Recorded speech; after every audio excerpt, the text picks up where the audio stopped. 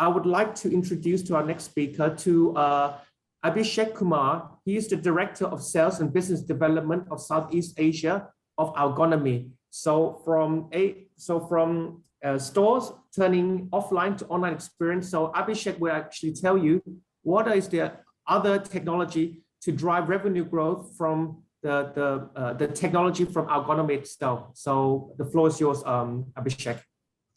Thank you so much. I hope you all can see my screen and hear me out quite well. So thank you for the warm introduction as well as the stage set up by Simon and Long.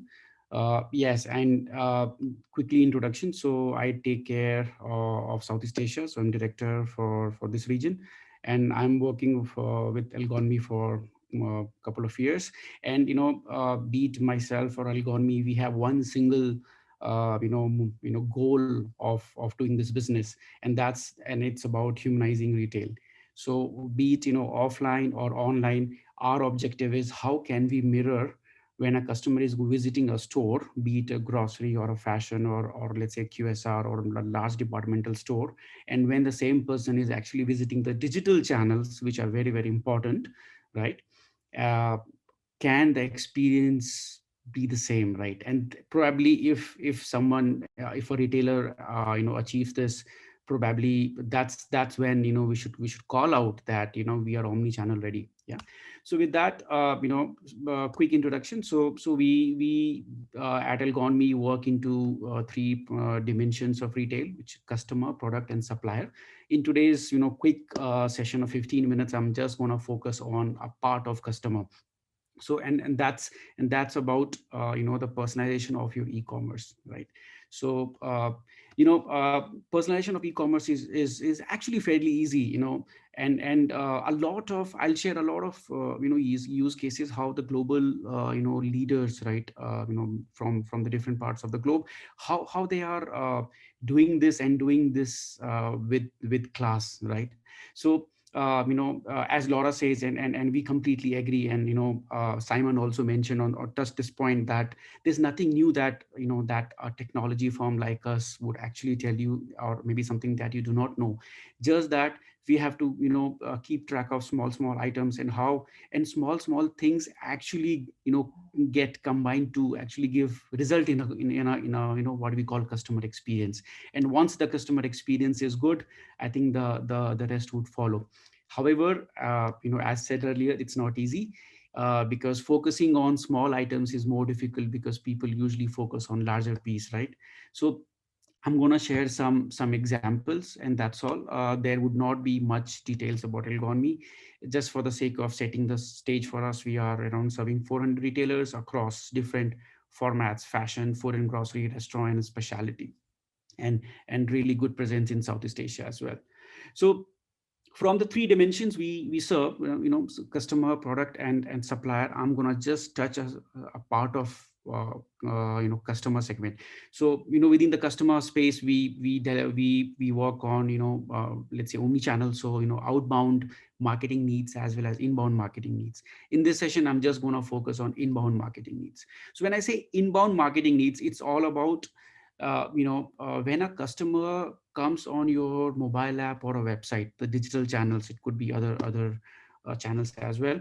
How do you ensure that you give them human touch experience, and secondly, leading that to higher conversions, right? So for that, we have a personalization suite, and what exactly we do are four steps, right? So we have a rare combination in the market that we humanize the touch across the four pillars. When a customer is landing on your digital channels, right, what kind of content do you show, right? What kind of products you are showing to that customer? What kind of category sorting or category that you're bringing up front to the customer? And if a customer is showing an intent to let's say, or is doing a search, performing a search, for example, if a customer is looking for a red sneaker, that's a very strong intent of purchase. How can you personalize the search results as well? So if I look for, let's say, red sneaker, the results that I see vis-a-vis someone else would see can be different and can be personalized as well. And this can only be achieved if all the four touch points, whether the content, whether the product category or the search results are combined. uh, Please pay special attention. It has to be connected, because what we have seen witnessing in the market here is that you have one solution for search, you have another solution for category or the content, and these do not talk to each other. So I see something on the home page, but something else on the search results. That would in fact never happen in a store. Then why does it happen in on digital channels? This is what we are fixing, and as I show, I'll continue. Will show you how the results, what kind of results our customers have received globally. Before I get into use cases and the results, I would also want to tell you how it is done. So we are one of the industry's first Gen AI companies, working in this space for last 13 years for personalization, and all our personalization solution is actually based on AI platform that we have been developing over more than a decade. So while this is customer one view, so basically this is our building block. So whenever customer is coming to your website, or what are they browsing, what are they purchasing, what are they searching. So if someone is looking for denim, so DENIM, all are different 5 search APIs that gets called, and all of these are recorded. If someone is coming from Facebook to your website or the mobile app, that's also all those interactions are combined to make one real-time user profile. We call it USP, and basis that USP, we have, this is a differentiator, folks on the call, that we, while personalization, there are so many vendors in the market, and for right reasons, we are a bit different, because we are AI enabled personalization engine. And when we say AI enabled personalization engine, it means that we are not writing manual rules, that someone is looking for a white shirt, show the blue denim jeans. We do not do that. There is no manual involvement in that. This is a true AI platform, and these are some of the 150 AI algorithms that we have. We call it internally strategies. And this is the, if I have to maybe show one slide to you today, probably I'll just show this one. So this shows the depth of the algorithms that we have. So basically, just imagine that in terms of brand, so what are the brand top sellers, right? What are the brand popular products? What are the top sellers, right? What are the top sellers in a specific segment? Or let's say for cross sell strategies, buy together. So you can imagine as these 150 plus algorithms as statistical kind of algorithms which are scored for every individual. So if we have around 170 people in the call, and just imagine that if you are accessing our website, all these algorithms would be scored for each one of us. And then the system decides out of 150 for every customer, which are the top 3 winning strategies. So I can give you one simple example. Let's say maybe I'll take the same one in red sneakers. So you and I are looking for red sneakers. For me, the maybe could be the strategies for the brand affinity could be highest. For the someone else, strategies for the top selling product could be highest. Maybe for some other audience, strategy for let's say the most premium product or a newly launched product could be rated highest. So basis the scoring, the products are shown, be it the product recommendations, be it the content, be it the cross sell upsell strategies, or be it let's say search results, all talk to each other. All these strategies are evaluated, scored, and hence we are able to kind of give personalized experience automatically by the system without writing any manual rules at scale. And doing so, a lot of our customers have solved some very interesting use cases. Maybe I'll, with interest of time, I'll cover around 5 or 6 use cases in this call, and this deck would be shared, so you can have a look. So now this is very interesting. So this is deployed at Pramod. So it's like this, right? So visual recommendation. So we are the industry's first company to come up with visual. So here, someone is looking for a, let's say, striped black mid-rise trouser. Even if the product attributes are not available, because I know in this part of the globe, this is a problem, So someone, system can look at the image of the product the system, the specific customer is looking as of now, and accordingly find out the other products which are visually similar. So this, if you see, could be a upsell recommendations. Similarly, I'm sorry. So similarly, we can also do a visual cross-sell recommendation. So someone is just looking for this fancy bag, which other products would actually look very nicely or will go up very much, with the product that customer is looking for. So remember, visually recommendations for both upsell as well as cross-sell is what like a global retailer like Pramod has deployed, and they have seen their CTR to be improved by 40% and revenue per session around almost by 20%. uh, swap.com, so this is another very large brand based out of US. So here it's about search, right? So I was talking about personalized search. So the moment the customer types here den, the as that type customer types, the results starts to get personalized. So if my persona is more for that, I'm looking for men jeans and a specific cut size, or and also that looks at the current stock availability, the system starts to personalize results for me. That is exactly we want. Just imagine if as a customer I go to a store and ask my store rep, hey, can you show me a, let's say, blue denim jeans of certain brand in a certain price range. Executive will immediately show me the right product. That is what we are trying to do on your e-commerce. And because such of a human touch in store, the conversion rates improve. That's why with a similar trying to mimic that experience on digital, the the conversion rates have improved. Here for swap.com, the conversion rate improved by 7.3%. Then this is about the category. So someone goes to a category again, I do not want to find the product. I mean, honestly, how many of us would go to the page second or third or fourth to find the product which I'm looking for currently? Doesn't happen, right? So we are working with brands like Gucci or JKT. So here, let's say when you go to a category, women shoes, or let's say sandals or boots, the products which are shown to specific one-to-one person, the reordering is also done automatically. Again, worth to mention, this reordering also depends on what content I have clicked or viewed, or what search I have done recently. All these are connected, right? And that is what probably differentiates us from the other players in the market. And you see the results on your screen as well. So uh, you know we have so many use cases. Maybe AI assisted exploration. This is for one of the largest European retailer in for electronics. So the system also knows which products are kind of compatible with someone is let's say buying a printer, then which printer inks are compatible. And also the system, we have a strategy called replenishment, which I'll show you in the next slide.